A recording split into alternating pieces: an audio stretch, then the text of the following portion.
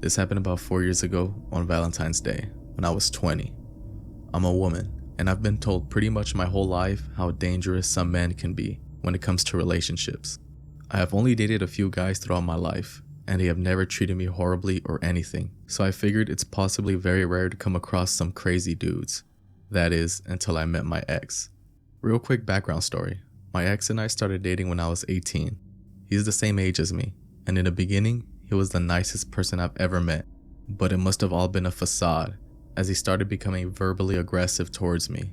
Little things would set him off, and he'd lash out at me. One day, he became physically aggressive towards me for the first time, and that's when I had enough and called it off. We only lasted 6 months.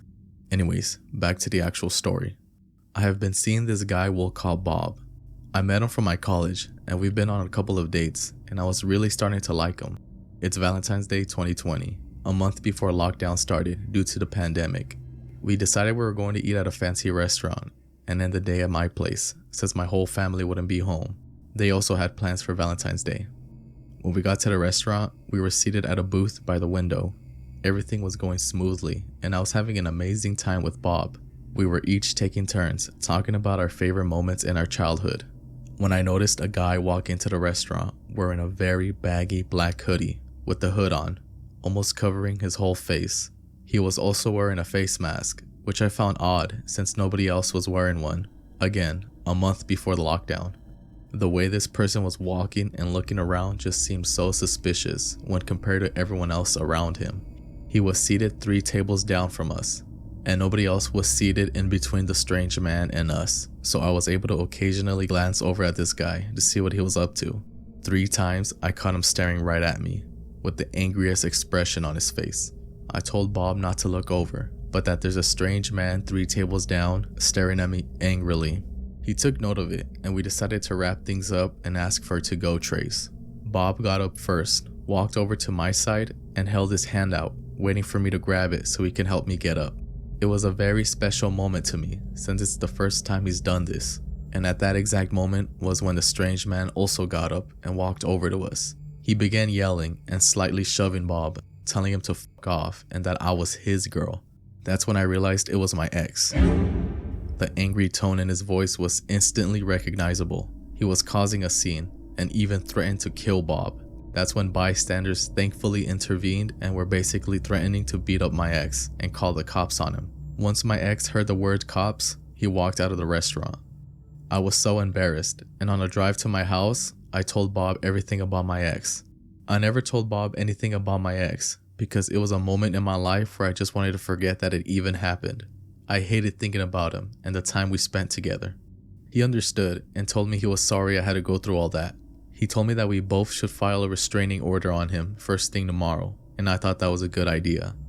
We got to my house, and when I went to unlock the door, I noticed that it opened very easily, and the door wasn't shut properly, as if it was broken. That's when I realized that someone had broken into my house, and I'm 100% sure it was my ex.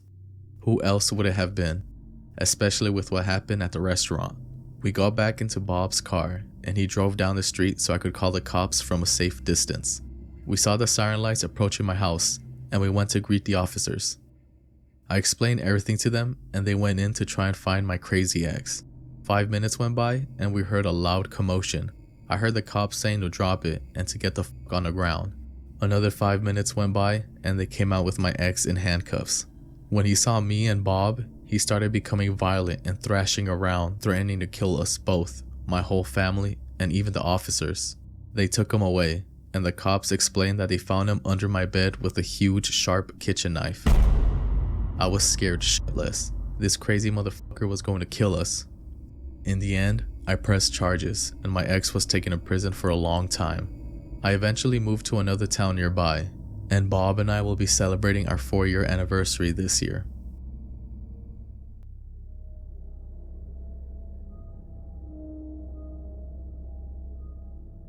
This happened when I was 13. I was a freshman in high school, and I was the type of boy who was pretty desperate to be in a relationship, asking out any girl that was nice to me. It's very cringe looking back, But oh well, I can't change the past. Anyways, it's Valentine's Day 2013. I had no one to hang out with, so I stayed home all night after school, playing Minecraft Hunger Games on my computer. My parents went out on their yearly Valentine's date, and so did my brother, who was much older than me and was already in a relationship. It's 9 p.m. and I'm home alone. I decided to stay up all night, even though it was a school night, because I didn't want to cry myself to sleep for not having anyone special to spend Valentine's Day with. Again, it's cringe, but extremely funny looking back at it. Anyways, as I was playing my game, keeping my mind distracted, I heard noises coming from my backyard. I live in a rural area surrounded by forest, so it wasn't out of the ordinary to hear noises out there, as it could be a moose or even a bear, but I kept hearing what sounded like something scraping trees. Again, could be a bear climbing a tree, but it sounded pattern-like, almost intentional. I go check out what's causing the noise, peeking through the kitchen window. My backyard has motion sensor lights, but they were off. I turned them on and they shined my whole backyard and some trees in the forest behind the fence. I see nothing, and the lights eventually turn off by themselves. I go back playing the game. About 25 minutes have passed and I heard the noise again. This time louder. It made me lose the round I was playing, which pissed me off. I stormed to the kitchen window again. The motion sensor light was already on, and as I was scanning the backyard, what I saw traumatized me. Hiding behind a very large tree in a forest was what I can only describe as a freakishly long humanoid silhouette, about 12 feet tall, peeking its glowing eyes at me. I couldn't move. Fear instantly took over and I was frozen, with my mouth wide open in shock. The motion sensor light turned off, and that's when I barely was able to see the figure move away fast, thanks to the bright full moon that night. It suddenly occurred to me to lock all the doors in my house. Where we live, it wasn't really necessary to keep them locked all the time, since it was very rural. As I locked the last door that leads outside, I went back to the kitchen window to see if the figure was there again. Right as I reached the window, the motion sensor lights came on again, and the figure was now behind another tree, but much closer to me, pretty much by my backyard fence. Its head was peeking out more, and I could see its grotesque smile. There's no way that thing is human, I thought. Its smile was otherworldly, too big to fit on any person's face. I couldn't move at all. My body felt staticky, like the feeling when your leg falls asleep, minus the uncomfortably numb feeling. The lights went off again, and with the help of the moonlight, faintly saw the figure run off into the woods in huge strides. I closed the blinds to every window and just went straight to bed, hiding under my covers. When my parents got home, I told them everything.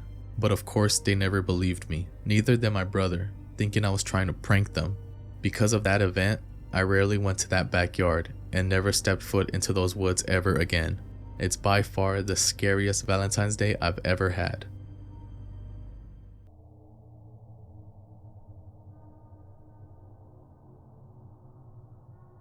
Of all days, this happened on Valentine's Day. Before I get started, some background information.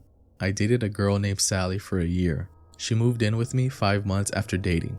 She was suffering from mental illness, but was taking meds which helped her maintain a high-functioning lifestyle, with occasional episodes.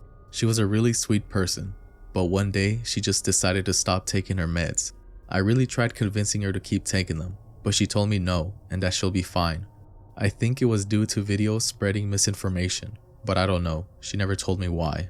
2 weeks went by and she started behaving differently. She started becoming aggressive towards me and even tried hitting me a couple of times. I, again, tried to convince her to take her meds, but she just started to yell profanities at me. I only dealt with it because I understood she was suffering from a mental illness, so I wanted to try to be there for her and try to convince her to take her meds again. One night, I woke up to her literally choking me. She was screaming how I was the devil in disguise and needed to be dealt with. I felt like I was going to die. I found a moment to push her off of me with all of my force. I ran to my car. I made the hardest decision of my life and called the cops on her. I didn't feel safe around her anymore. They came and they took her away, with her yelling how I was the devil and begging the cops to shoot me. She was admitted into a mental hospital. I had already decided that our relationship was over. I just did not have the mental capacity to be with someone like this. But I kept visiting her a couple of times in order to make sure she was doing better. On my third visit, she was taking her meds again, and I broke the news to her that our relationship was no more. She instantly became sad, but told me she understood and that she doesn't blame me, and that hopefully one day we could rekindle what we had. 5 months go by, and it's Valentine's Day 2019. I didn't have a date because I wanted to focus on myself. I haven't kept in touch with Sally since the day I told her it was over. I just wanted to move on. That night where she almost killed me really took a toll on me, and I just couldn't look at her the same. It was 9 p.m. and I was watching TV.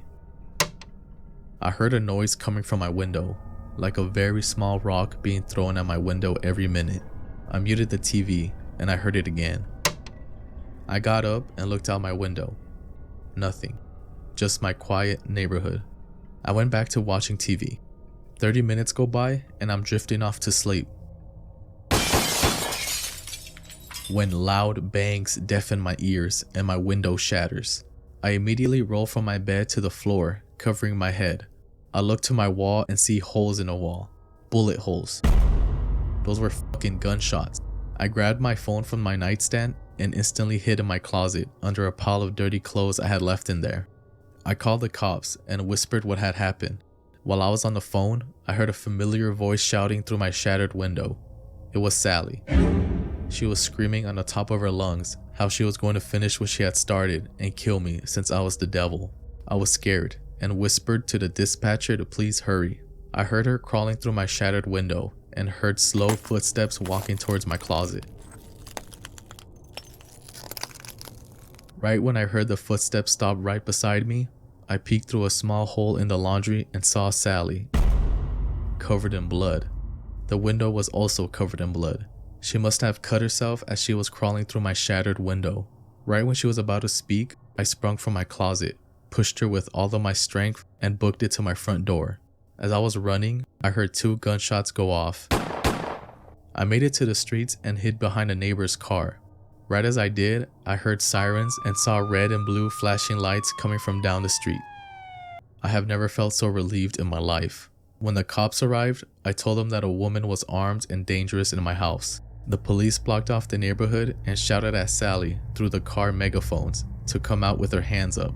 Surprisingly, she did, but smiling, covered in blood and just looking straight at me. The cops arrested her and took her away. As time went by, I figured out how all of this transpired.